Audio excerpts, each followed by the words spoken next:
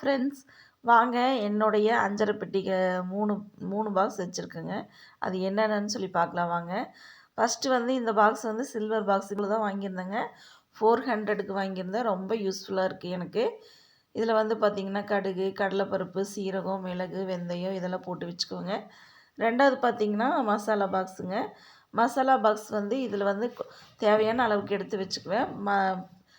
பெரிய கண்டெய்னரில் வந்து நிறைய ஸ்டோர் பண்ணி அரைச்சி வச்சுக்கோங்க. இதில் வந்து பார்த்திங்கன்னா மஞ்சள் தூள், மிளகாய் தூள், சாம்பார் தூள், ரசத்தூள், கறி மசாலா தூள் எல்லாமே வச்சுருப்பேங்க. 3வது பாக்ஸ் பார்த்திங்கன்னா பிரியாணி பைசஸ் வந்து வச்சுருப்பேங்க. இதில் வந்து பட்டை, கிராம்பு, சோம்பு, ஏலக்காய், கல்பாசி, கசகசா, ரோஜா இதழ், அடுத்தது வந்து மராத்தி மொக்கு இதெல்லாமே வச்சுருப்பேங்க. இது வந்து எனக்கு இந்த ஸ்பைஸ் ரேக் வந்து எல்லா ரேக்கும் எனக்கு ரொம்ப யூஸ்ஃபுல்லாக இருக்கும்.